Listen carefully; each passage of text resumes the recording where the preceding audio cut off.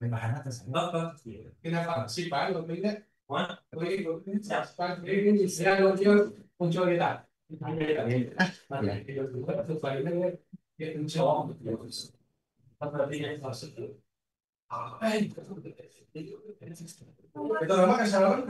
Assalamualaikum warahmatullahi wabarakatuh. Waalaikumsalam bro. Waalaikumsalam Selamat siang warahmatullahi wabarakatuh. semuanya. Semoga semuanya ada dalam keadaan sehat walafiat ya di Amin tempat bro. masing-masing.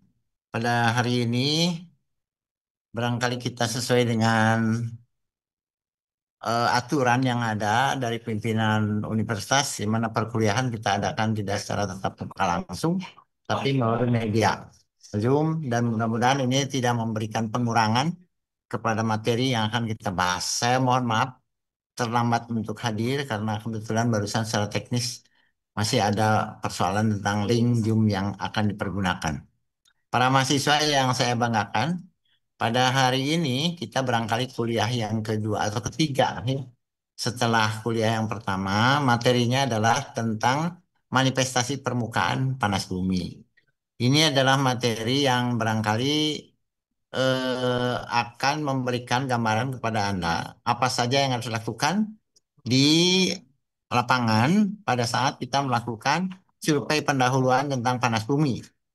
Nah, kita akan mulai saja barangkali selain daripada kemarin kita sudah menyampaikan tentang apa itu sistem panas bumi dan sebagainya, barangkali dilampirkan juga slide tentang sistem panas bumi kepada saudara-saudara sekalian para mahasiswa untuk barangkali nanti kita bisa pelajari. Yang hari ini ingin saya sampaikan barangkali yang ini saja tentang manifestasi permukaan panas bumi. Baik, kita lanjutkan barangkali yang kedua,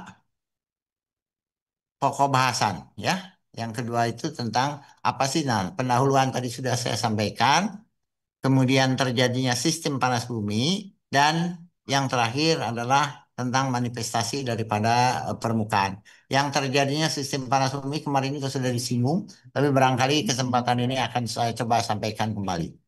Apa itu definisinya daripada panas bumi? Kemarin sudah disampaikan bahwa ini merupakan aktif hidrotermal. Apa itu aktif hidrotermal? Yaitu sebuah aktivitas yang di, karena adanya panas dari dalam bumi, panas dari dalam bumi ini saya sampaikan kepada Anda berupa aktivitas magmatisme. Jadi bukan aktivitas tektonik ya, sebab nanti akan kita lihat Anda juga ada panas-panas di permukaan bumi, mata air panas dan sebagainya yang muncul akibat daripada tektonik, akibat daripada adanya patahan. Tetapi yang saya sampaikan, yang dalam sistem definisi geotermal itu merupakan aktif hidrotermal, jadi ada air panas yang berkaitan dengan aktivitas dari dalam bumi, yang kaitannya khusus ini adalah dengan magmatisme.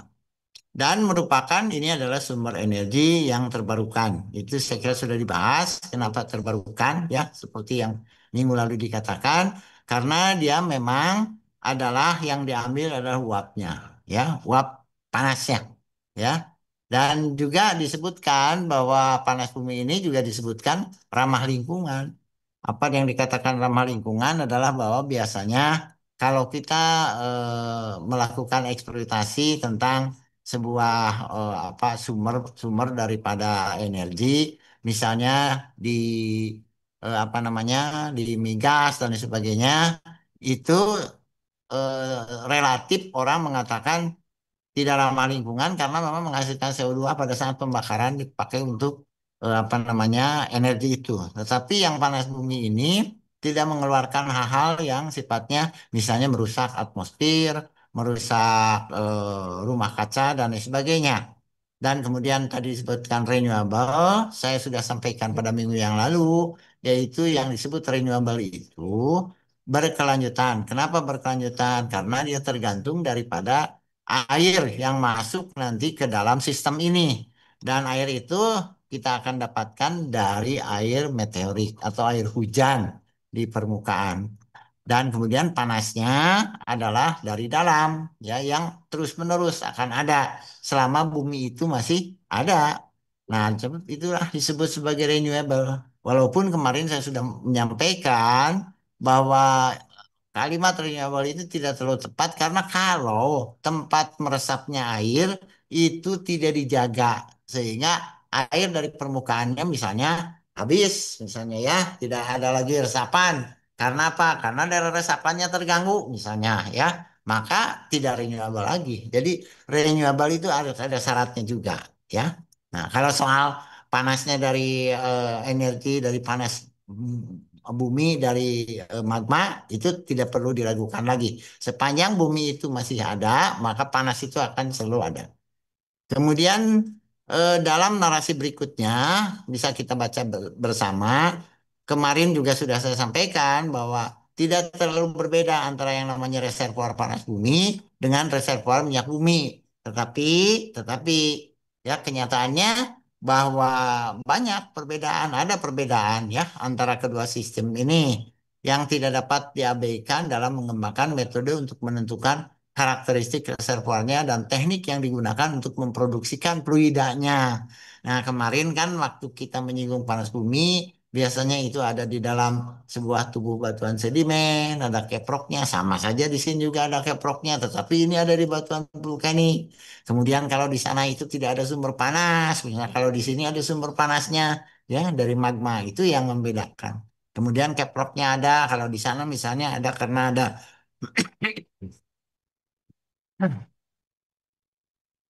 lapisan sedimen, clay. Kalau di sini misalnya ada tufa dan sebagainya, ya. Jadi ada sedikit tetap perbedaan. Oleh karena itu, ini menyebabkan pekerjaan yang dilakukan di bidang panas bumi tidak seluruhnya sama dengan yang dilakukan di sektor migas. Walaupun sama-sama kita tahu ada juga pemboran dan sebagainya, ya, dan seterusnya, seterusnya. Satu di daerah vulkanik, satu misalnya di daerah sedimen ya seperti di panas bumi itu vulkaniknya ya di batuan-batuan vulkanik khususnya vulkanik tua. Nah, saya ingin mengulang kembali barangkali terjadinya sistem panas bumi ini. Jadi secara garis besar bumi ini terdiri dari tiga bagian utama ya. Enggak, ini pelajaran pada saat Anda mengambil mata kuliah saya kira geologi dasar ya. Pertama adalah yang disebut sebagai kulit bumi atau crust ya. Kemudian ada selubung, selubung bumi atau mantel disebutnya. Dan ada inti bumi, ya, core yang panas sekali. Ini yang berwarna kuning, inti bumi itu. Kemudian ada yang disebut sebagai selubung. Kemudian yang tipis saja itu adalah yang disebut mantel itu. Jadi pada dasarnya memang geologi ini mempelajari keseluruhan. Tapi kemudian lebih banyak kita berkecimpung sebenarnya objek daripada penelitian itu pada bagian yang kulit bumi ini, yang keras itu, ya, di bagiannya itu. Pada dasarnya sistem panas bumi ini terbentuk sebagai hasil perpindahan panas dari suatu ya sumber panas. Nah, suatu sumber panas tadi sudah jelaskan, dia adalah merupakan magma ya ke sekelilingnya dan ke sekitarnya yang terjadi secara konduksi dan secara konveksi. Apa itu konduksi? Coba daripada dia memberikan panas melalui perantara panas batuan dan sebagainya ya melalui porositas dan sebagainya proses daripada batuan itu dan konveksi artinya ada perputaran panas ya dari yang panas balik ke bawah kemudian terputar lagi ke atas itu convection. Perpindahan panas secara konduksi terjadi melalui batuan, sedangkan perpindahan panas secara konveksi terjadi karena ada kontak antara air dengan sumber daripada panas.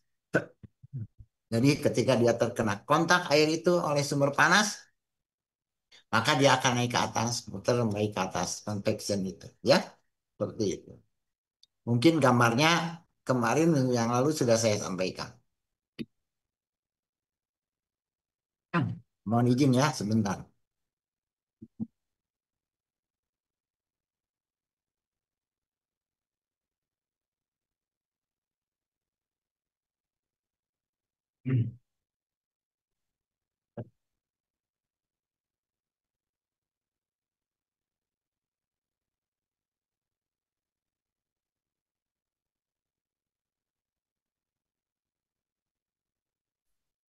Nah, dalam gambar ini kita bisa melihat sebuah fenomena di mana salah satu lempeng dari bumi kita dalam teori tektonik lempeng masuk ke bawah lempeng yang lain.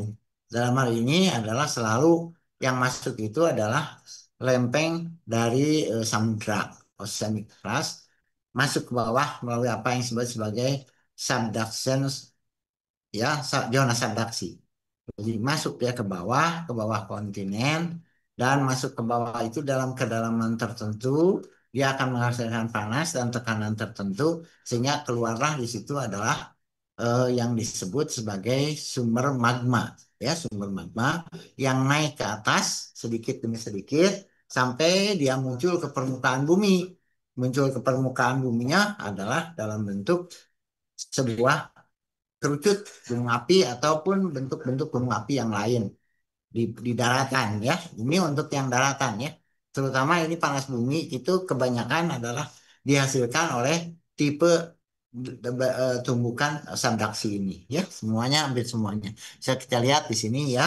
Ada ini zona Benioff Zone, subduction ke bawah. Di sini ada proses pemanasan, temperatur yang tinggi, kemudian panasnya dikeluarkan, ada juga cairannya kemudian naik ke atas melalui tekanan dari sini. Dia menerobos pada batuan kontiner dan kemudian muncul di permukaan menjadi sebuah gunung api, ya, gunung api. Panasnya masih tetap ada, sumber magmanya juga masih ada dari bawah dan sebagainya. Jadi di sekitar inilah yang tadi disebutkan sebagai ada proses hidrotermal itu, ya. Jadi di sekitar ini, jadi ada air, ada panas, terjadi proses hidrotermal. Nah, berikutnya, apa sih yang kita lihat di panas bumi itu di permukaannya? Ya. Jadi ini sistem geotermal itu.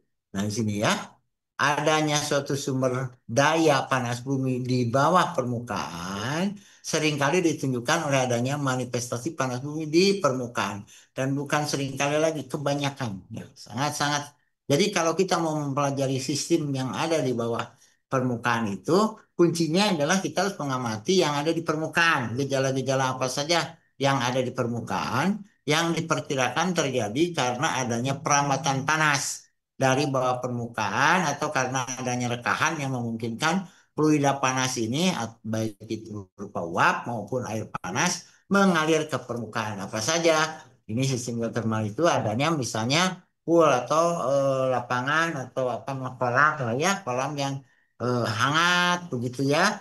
Kemudian dia biasanya ada apa namanya, keluar gas dari situ. Jadi warm pool disebutnya, ya, baik panas ataupun dia hangat begitu, ya. Kemudian ada juga mata air. Mata air apa itu? Mata air panas.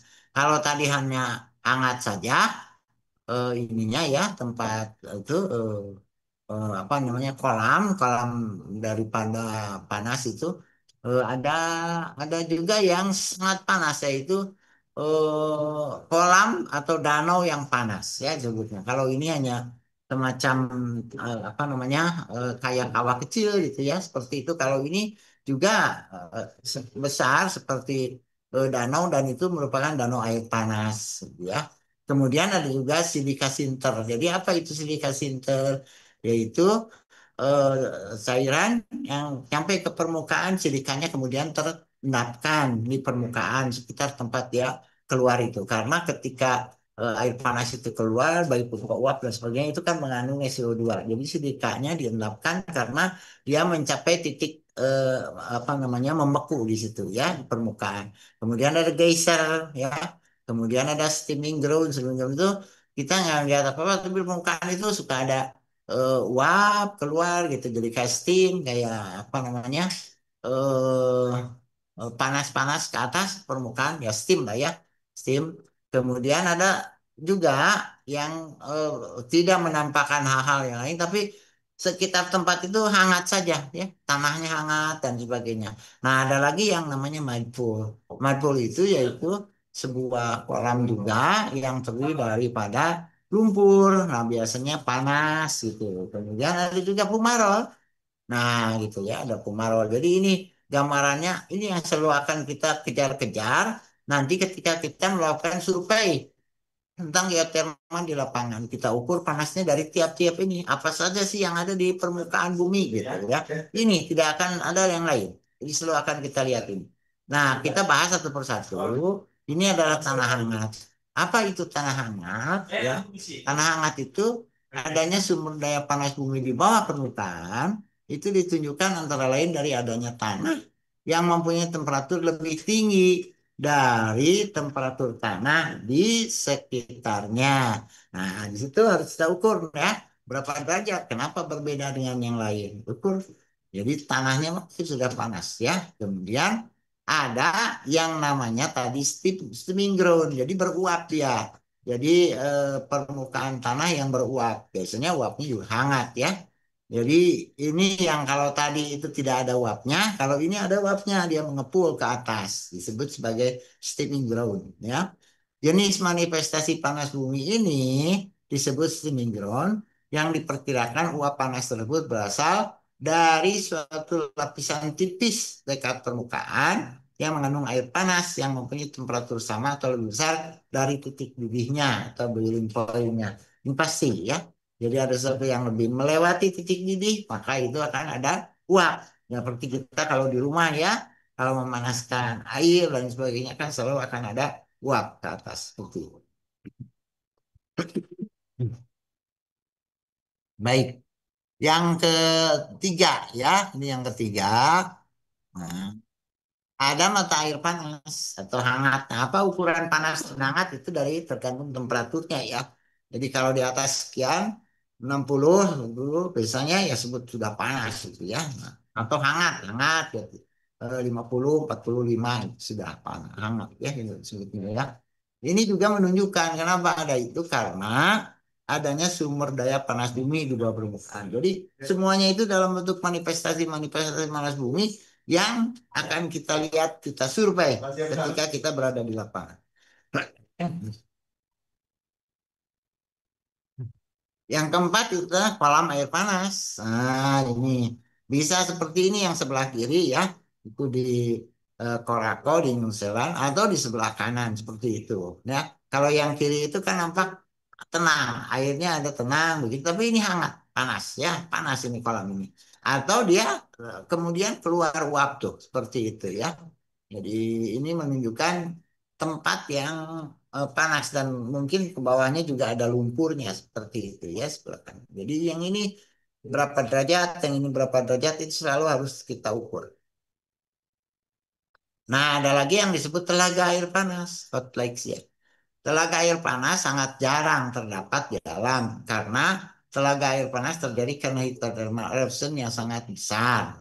Contohnya adalah danau Waimangu di New Zealand. Yang keenam adalah fumarole. Fumarole itu adalah lubang kecil yang memancarkan uap panas kering. Nah, biasanya kita sebut uap panas kering itu sebagai dry system. Jadi uap panas yang mengandung butiran-butiran air dan itu bukan airnya, hanya uap kayak kita apa namanya kalau setrikaan dan sebagainya di rumah ya, yang memakai setrika kadang-kadang ada diisi air kemudian panas sama setrikaannya sehingga ada uap yang keluar ya seperti itu. Ya jadi dry itu disebut mencuci dry itu kering ya. Ya ini adalah geyser. Geyser ini didefinisikan sebagai mata air panas yang menyembur ke udara ya. Misalnya di Bayah tuh di Jawa Barat ada memang air panasnya di bawah. Di bawah itu berarti ada titik panas. Nah, geyser ini adalah pancaran air panas yang disebabkan oleh aktivitas gunung api dalam hal ini ya. Di dunia terdapat kira-kira 10.000 air mancur panas ya. Geyser tertinggi di dunia ada di Amerika Serikat, ketinggiannya 115 meter. Jadi sangat tinggi, tekanan sangat tinggi. Jadi enggak itunya keluar ya. Air panasnya keluar. Kemudian berikutnya adalah kubangan lumpur. Kubangan lumpur ini yaitu madpul. Kubangan lumpur panas juga merupakan salah satu manifestasi panas bumi di permukaan. Kubangan lumpur panas umumnya mengandung non-condensable gas CO2 dengan sejumlah kecil uap panas. Nah, ini contoh, ini di sekitar Garut, Kamajang ya. Ini yang disebut sebagai manfur.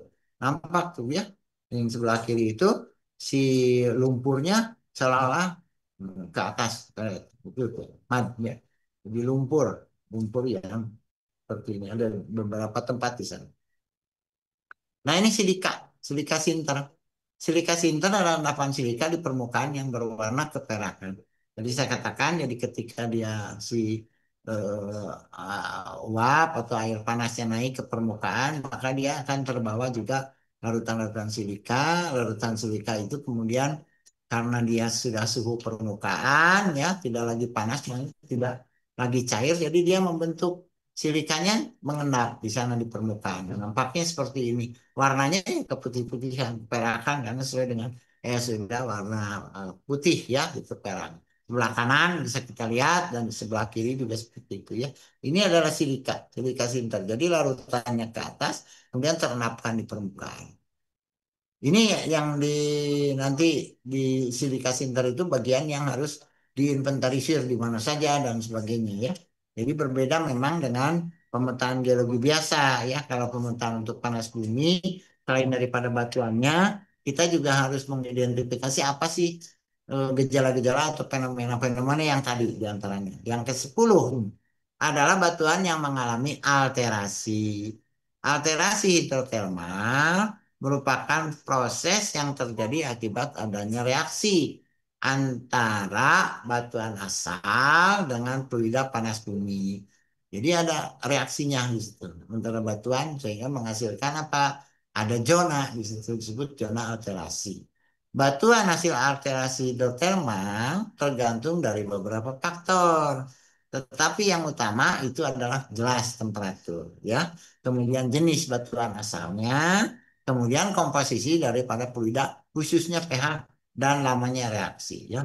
Reaksi Brown itu Anda bisa lihat apa saja nanti hidrotermal alterasinya yang ada di permukaan. Nah, ini yang tidak terkena alterasi berarti tidak terkena panas. Di mana saja terjadi ada zona alterasi itu. Nah, ini yang paling luar disebut sebagai zona alterasi argilik ya. Kemudian di dalam ada zona alterasi porfirik. Kemudian ada yang bagian dalam zona potasik silisik alterasi. Di mana saja. Nah, kalau ada sesar dan sebagainya seperti ini akan nampak kelihatan bahwa zona daripada yang disebut alterasi ini akan ada nanti di sekitar sesar itu ya dan lain sebagainya. Dan juga berdasarkan kedekatannya dengan sumber dari panas itu.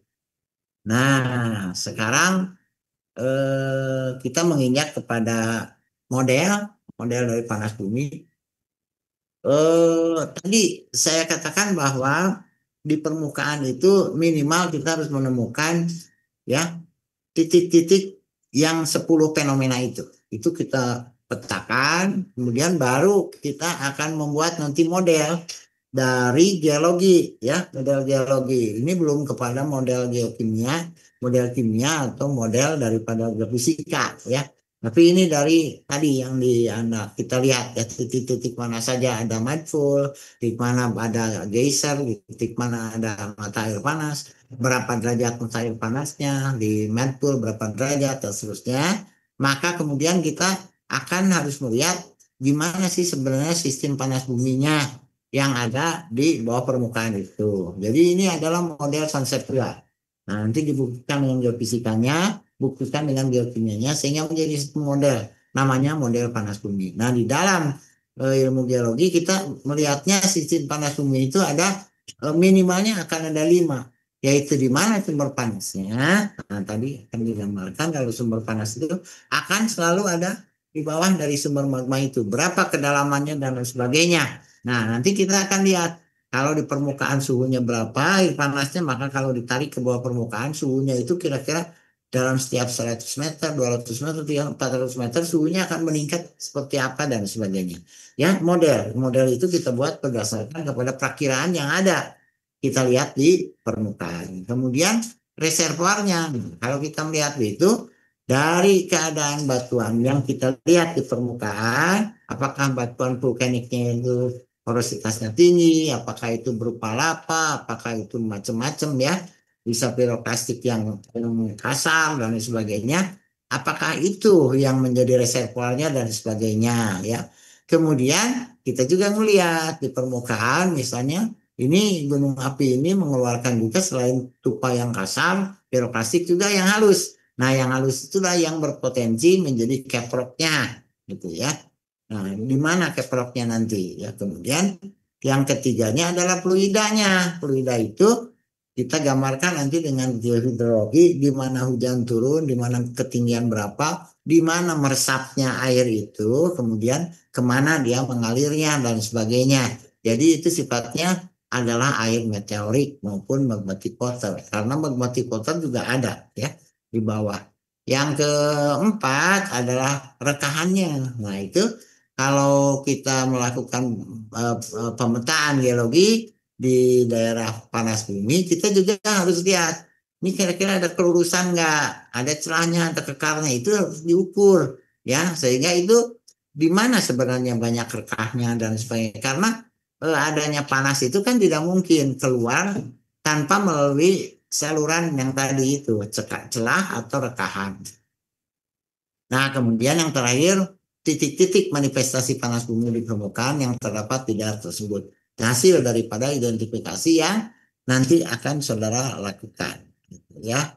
Nah, jadi komponen lain yang sering diperlihatkan dalam model adalah penyebaran batuan. Nah, di dalam hal ini maka menjadi penting bagi Anda pelajaran daripada pemetaan geologi gunung api. Nah, kita lihat ya kalau di dalam konsep pemetaan geologi biasanya tidak pernah kita menyebutkan daripada genetikanya. Misalnya saja ini batuan breksi vulkanik, nah sudah titik. Tetapi di dalam pemetaan geologi gunung api, selain menyebutkan breksi vulkanik, nah breksi itu kan ada definisinya ya, berdasarkan ilmuwan geologi. Jadi ada apa bersudut gitu dan sebagainya ya komponennya. Nah, selain menyebutkan itu, juga harus menyebutkan genetikanya. Karena yang namanya breksi vulkanik itu bisa terjadi di dalam batuan gunung api itu akibat daripada adanya misalnya lahar. Nah, itu juga breksi. Kemudian ada misalnya ada letusan yang sifatnya endapan awan panas, New Ardente, nah, piroklastik flow dan lain sebagainya. Nah, itu harus sebutkan. Jadi breksi vulkanik genetikanya piroklastik flow. Jadi breksi akibat daripada breksi flow ya. Breksi akibat piroklastik flow ya. Nah, kemudian ada lava dan lain sebagainya. Nah, kita kadang-kadang kan suka dalam pemetaan geologi disebutkan undifferentiated. Jadi dapat dipisahkan volcanic rock. Baik itu tupa, ada breksi, ada lahar, ada lava, disatukan saja. Ya, tapi ketika kita melakukan pemetaan geologi gunung api itu harus dipisah ya, karena itu penyebaran batuan itu akan memperlihatkan kepada kita di mana sebenarnya akan terdapat tadi ya reservoir daripada si panas bumi itu. Kemudian jenis itu yang disebutkan adalah tadi yang Bapak sebutkan genetika ya, dan arah aliran air di bawah permukaan dari mana itu. Nah, kita melihat di mana reservoirnya, kemana keluar airnya, terus meresapnya, jadi inflow-nya dan outflow-nya ada di mana. Model sistem panas bumi atau konseptual model, jadi itu dibuat oleh kita berdasarkan, nah itu tidak cuma geologi, tapi hidrologinya, geofisikanya, geokimia, kemudian harus ditambah dengan ada satu sumur, yaitu sumur uji. Jadi setelah jadi peta geologi, ada penelitian geokimia, ada penelitian geofisika, ada juga magnetotelurik ya. Nah itu untuk mengetahui magma yang cairnya itu di bawah di kedalaman berapa dan sebagainya ketika mineral-mineral magnetik misalnya cair dan sebagainya ya, magnetotelurik. Nah itu baru kemudian dilakukan pemboran satu sumur. Nah, disitulah bisa membuat model konseptual. Nanti nilainya terus Itu baru dari hanya satu sumur saja. Jadi tetap geologi itu harus didampingi oleh geofisika, hidrologi, geokimia dan sebagainya. Nah, ini model ya. Misalnya salah satu model sistem panas bumi. Kita melihat. Ini misalnya kita gambarkan ya. Dia akan masuknya kemana air itu. Ini akan kita lihat di mana kira-kira kedalaman berapa tuh. ada sekitar sekian kilometer, ada magmanya, kemudian ini adalah danau yang tadi disebutkan, ya, danaunya itu apa. Kemudian ini ada sulfida rendah di sini, kemudian ada juga yang sulfida tinggi. Maka kalau di situ kita akan bisa melihat bagaimana sebenarnya sistem panas bumi yang ada. Ya ini misalnya ada asam sulfat, ini cairan ya, ini hidroksida. Kemudian ini ada apa namanya magmanya lah, magma primernya ya di sini ya, magma vulkanik ini magmanya ya ke sini. Airnya mengalir ke sini, suhunya kita lihat kalau di permukaan misalnya sampai 100 derajat, maka kita bisa interpolasi ke bawahnya itu berapa derajat ya. Nah, seperti itu. Jadi gambarannya nanti akan seperti ini. Ini baru konsep ya, konseptual dari kita harus kerjakan di permukaannya, kemudian kita buatkan modelnya ke bawah. Nah, nanti ada lagi jenis air daerah dekat sumber panas bumi. Itu dan untuk penelitian hidrologinya. Jadi ini air meteorit yang pengaruhannya segini ya. Nah, kemudian di sini kondensat meteorit campuran. Ini fumarol, asam sulfat ada di sini. Ini kondensat asam. Yang muncul ya akan muncul di sini. Ya. Sistem air dua fasa. Jadi artinya bisa dalam bentuk cair, dalam bentuk uap ya. Nah, cadangan airnya di mana? Ini kita akan melihat mata airnya di mana posisinya. Yang nanti komposisi kimianya klorida. Ada juga komposisi kimia dari mata air itu CO2 dan sebagainya. Ya, sementara ini ada sih mata air juga, tapi dingin, artinya tidak tersentuh oleh ini. Nah, jadi bisa tergambarkan tuh panas buminya di sebelah kanan di sini. Sementara mungkin saja air meteoritnya masuk dari sini, ya, dari bawah, dari sebelah kiri. Baik, kita lanjut. Masih ada beberapa slide ya. Jenis-jenis energi dan sistem panas bumi. Ini kita lanjut, masih ada waktu. Berdasarkan pada jenis fluida, produksi dan jenis kandungan fluida utamanya, sistem hidrotermal dibedakan menjadi dua, yaitu sistem satu fasa dan sistem dua fasa. Apa itu sistem satu fasa? Pada sistem satu fasa, sistem umumnya berisi air yang mempunyai temperaturnya antara 90 sampai 1800 derajat Celcius dan tidak terjadi pendidihan, bahkan selama eksploitasi. Contoh dari sistem ini adalah misalnya di Cina ada, di Selandia Baru juga ada. Saya tidak tahu kalau di Indonesia sistem ini yang mana. Nah, ini kebanyakan kita sistem dua fasa. Ada dua jenis sistem dua fasa, yaitu sistem dominasi uap. Nah, ya. Jadi favor uap dominasi sistem, yaitu sistem panas bumi di mana sumur-sumurnya memproduksikan uap kering atau juga uap basah karena rongga-rongga batuan reservoirnya sebagian besar berisi uap panas. Nah, dalam sistem dominasi uap diperkirakan uap mengisi rongga-rongga saluran terbuka atau rekahan, sedangkan air mengisi pori-pori batuan. Ya, gitu. Nah ini gambarannya, ini pori batuan ya, ini ada rekahan dan sebagainya. Ya, baik. Yang berikutnya adalah yang disebut sistem dominasi air. Nah, ini kebanyakan air. Sistem tadi uap, ini air. Di mana sumur-sumurnya menghasilkan fluida fasa berupa campuran uap dan air. Dalam sistem dominasi air diperkirakan air mengisi rongga-rongga, saluran terbuka dan rekahan-rekahan. Contohnya kalau di sini itu di lapangan Ayu Bengkok itu Gunung Guntur atau gunung di Bogor itu ya, termasuk ke dalam jenis ini. Karena sumur-sumur umumnya menghasilkan uap dan air. Jadi kita lihat nanti dari sumurnya.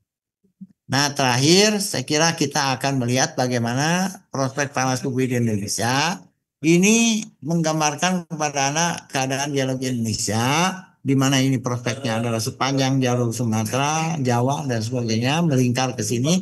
Kemarin udah dijelaskan, Borneo tidak punya sistem, kita hanya punya ada Halmahera, ada di ujung daripada Sulawesi ya. Kemudian ini Banda Aceh Island di sini kan Bali dan sini di Pulau Jawa jelas. Begitu banyak ini gunung-gunung api dan sistem panas bumi yang kita bisa ambil manfaatnya kelak ya pada apa namanya pada penyediaan energi yang yang terbarukan, energi baru dan terbarukan.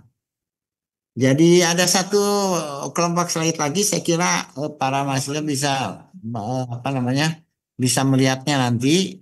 Ini sudah diupload ya di itu oleh Pak Agus Didit. Jadi ini gambarannya buat kita ya. Yang ini adalah wilayah potensi panas bumi yang ada di Indonesia. Dan kalau ditanyakan apakah yang paling dominan itu di kita sistem panas bumi yang mana? Ya sistem panas bumi yang mempunyai prospek seperti ini ya, dan itu mengikuti zona daripada yang disebut zona subduksi ini ya dari Palu Jawa. Nah ini barangkali ya, jadi sistem dominasi air atau water dominated system banyak sekali di kita ya. Itu barangkali yang ingin saya sampaikan kepada para mahasiswa untuk mengganti kuliah atau memberikan kuliah materi pada hari pertemuan yang ketiga kalau tidak salah ya. Dan saya kira ini semua kelas sama ya materinya sehingga bisa kalian pelajari pada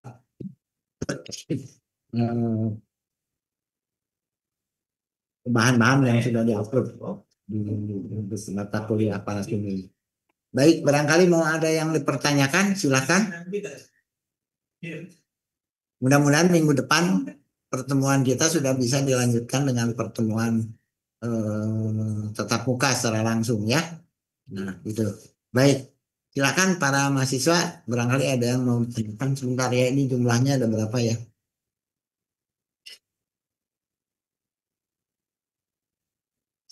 Nah.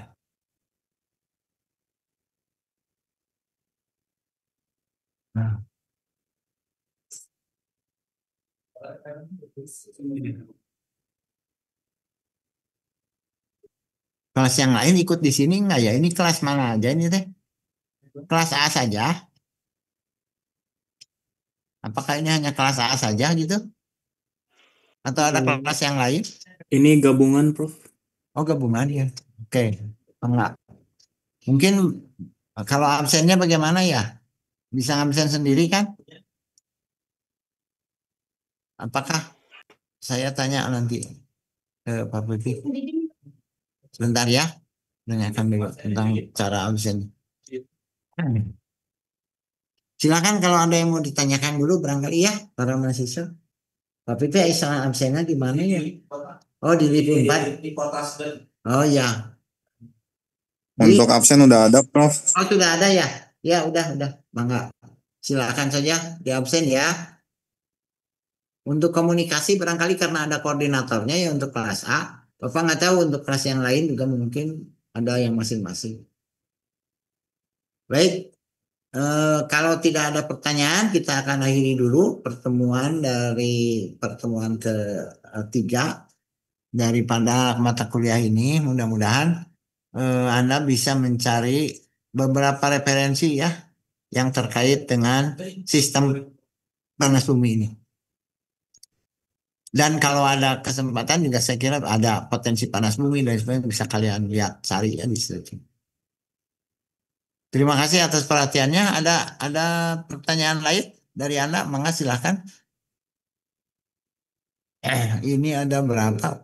Partisipannya 42, 62 ya. 42 orang. Sedikit juga ya. 62 ya. Ada 62 orang. 62 kalau gabungan sebenarnya harusnya lebih ya. Barangkali ini hanya kelas AB saja barangkali. Baik, terima kasih atas perhatiannya. Sekali lagi, kalau ada pertanyaan dan sebagainya, barangkali minggu depan bisa kita diskusikan. Atau koordinator kelas anak kan punya nomor WA Bapak, mungkin bisa silakan saja kalau ingin pertanyakan. Terima kasih atas perhatiannya. Selamat siang dan tetap jaga kesehatan. Tetap semangat ya untuk bisa ketemu lagi nanti kita di kampus. Kita tutup saja. Assalamualaikum warahmatullahi wabarakatuh. Tetap semangat. Salam sejahtera. Waalaikumsalam. Waalaikumsalam warahmatullahi wabarakatuh. Terima kasih, Prof. Waalaikumsalam. Terima kasih, Prof. Sama-sama. Terima kasih, Pak.